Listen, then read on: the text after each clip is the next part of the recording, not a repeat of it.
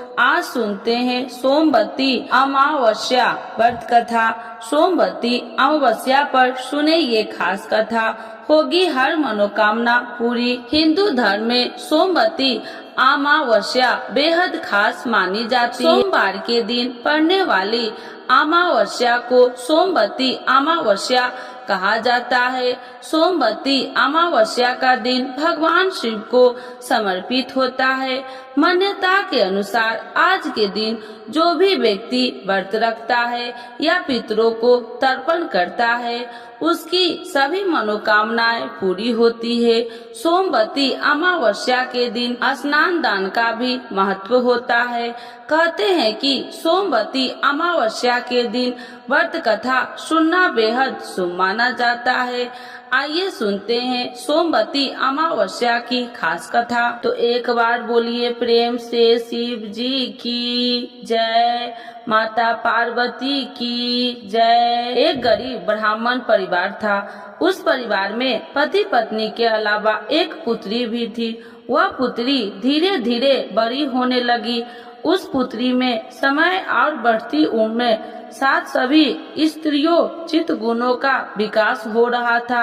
वह लड़की सुंदर, संस्कारवान एवं गुणवान थी। गरीब होने के कारण उसका विवाह नहीं हो पा रहा था। एक दिन उस ब्राह्मण के घर एक साधु महाराज पधारे। वो उस कन्या के सेवा भाव से काफी प्रसन्न हुए। कन्या को लंबी आयु का आशीर्वाद देते हुए साधु ने कहा कि इस कन्या के हथेली में विवाह योग्य रेखा नहीं है।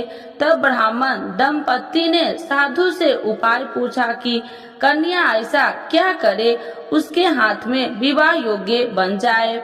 साधु ने कुछ देर विचार करने के बाद अपनी अंतर्दृष्टि से ध्यान करके बताया कि कुछ दूरी पर एक गांव में सोना नाम की धोबिन जाति एक महिला अपने बेटे और बहू के साथ रहती है, जो बहुत ही आचार विचार और संस्कार संपन्न तथा पति परायण है। यदि यह कन्या उसकी सेवा करे और वह महिला उसकी शादी में अपने मांग का सिंदूर लगा दे, उसके बाद इस कन्या का विधवा योग मिट जाएगा। साधु ने यह भी बताया कि वह महिला कहीं आती जाती नहीं है। यह बात सुनकर ब्राह्मण ने अपनी बेटी से धोबिन की सेवा करने की बात कही। अलग दिन कन्या प्रातः काल ही उठकर सोना धोबिन के घर जाकर साफ सफाई और अन्य सारे काम करके अपने घर वापस आ जाती। एक दिन सोना धोबिन अपनी बहू से पूछती है कि तुम तो सुबह ही उठकर सारे काम कर लेती हो और पता भी नहीं चलता। बहू ने कहा, माँ जी, मैंने तो सोचा कि आप ही सुबह उठकर सारे काम खुद ही खत्म कर लेते हैं। मैं तो देर से उठती हूँ। इस पर दोनों सास बहू निगरानी करने लगी कि कौन है जो सुबह की घर का सारा काम करके चला जाता है। कई दिनों के बाद धोबिन ने देखा कि एक कन्या मुंह अंधेरे घर में आती है और सारे काम करने के बाद चली जाती है। तब वह जाने लगी तो सोना धोबिन उसके पैर पर गिर पड़ी।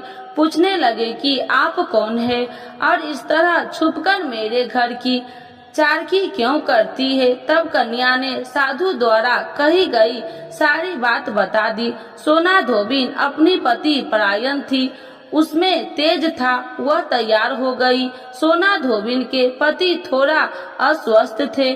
उसने अपनी बहू से अपने लौटने आने तक घर पर ही रहने का कहा। सोना धोबिन ने जैसे ही अपने मांग का सिंदूर उस कन्या की मांग में लगाया, उसका पति मर गया। उसके इस बात का पता चल गया।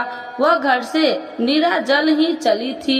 वह सोचकर कि रास्ते में कहीं पीपल का पेड़ मिलेगा तो उसे भबरी देकर और उसकी परिक्रमा करके ही जल ग्रहण करेगी। उस दिन सोमवती अमावस्या थी। ब्राह्मण के घर मिले पकवान की जगह उसने ईंट के टुकड़े से 108 बार भवरी देकर 108 बार पीपल के पेड़ की परिक्रमा की और उसके बाद जल ग्रहण किया। ऐसा करते ही उसके पति ने मुर्दा शरीर में वापस जान आ गई। धोबिन का पति वापस जीवित हो उठा।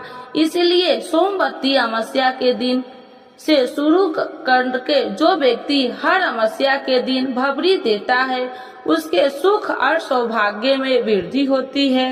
पीपल के पेड़ में सभी देवी देवताओं का वास होता है, अतः जो व्यक्ति हर अमावस्या को न कर सके वह सोमवार को पड़ने वाली सोमवती अमावस्या के दिन 108 वस्तुओं की भवरी देकर सोना धोबिन और गौरी गणेश का पूजन करता है, उसे अखंड सौभाग्य की प्राप्ति होती है।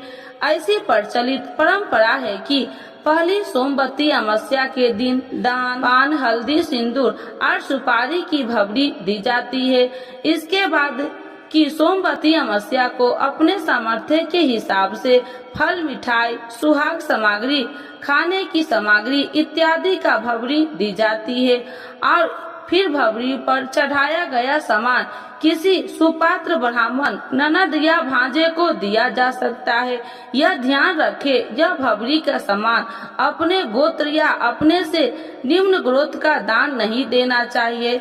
तो एक बार बोलिए प्रेम से शिव जी की जय, माता पार्वती की जय की आरती। जय शिव ओमकारा स्वामी, जय शिव ओमकारा, ब्रह्मा विष्णु सदा शिव अर्धांगी धारा।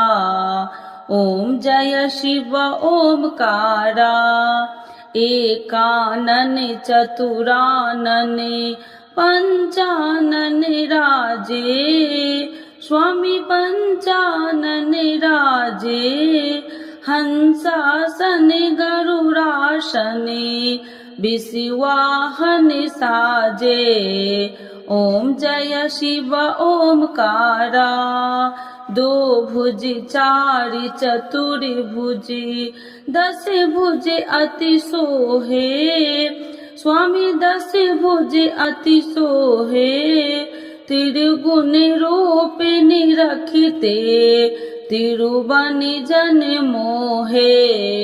ओम जय शिव ओमकारा, अच्छी माला बन माला, मुंड माला धारी, स्वामी मुंड माला धारी, त्रिपुरारी कंसारी, करी माला धारी।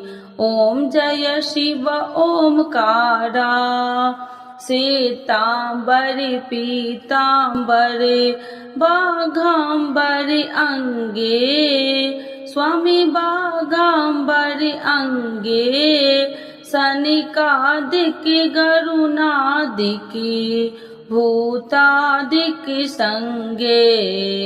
ओम जय शिव ओमकारा, करके माध्य कमंडलू चक्र त्रिशूलधारी, स्वामी चक्र त्रिशूलधारी, सुखिकारी दुखिहारी, जगी पालनकारी।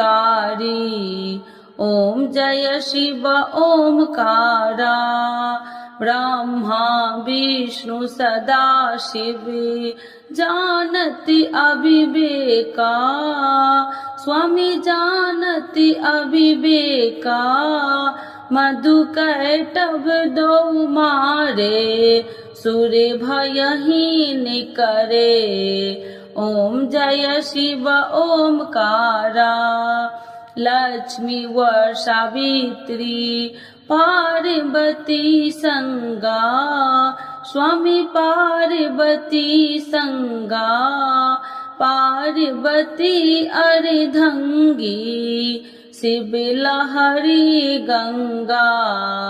ओम जय शिव ओमकारा।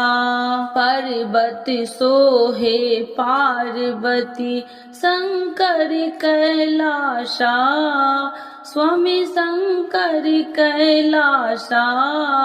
भांग धतूर का भोजन भस्मी में बसा। ओम जय शिव ओमकारा। जटा में गंगा बहती है, गले मुंडन माला, स्वामी गले मुंडन माला। शेष नाग लिपटावती, ओढ़त मृग छाला। ओम जय शिव ओमकारा। काशी में विराजे विश्वनाथ नंदी ब्रह्मचारी, स्वामी नंदी ब्रह्मचारी। नित्य उठी दर्शन पावती, महिमा अति भारी। ओम जय शिव ओमकारा। तेरे गुण स्वामी जी की आरती जो कोई नर गावे, स्वामी जो कोई नर गावे। कहत शिवानंद स्वामी, मन वांछित फल पावे। ओम जय शिव ओमकारा। प्रभु हर शिव ओमकारा। तो एक बार बोलिए प्रेम से भोलेनाथ बाबा की जय, माता पार्वती की जय।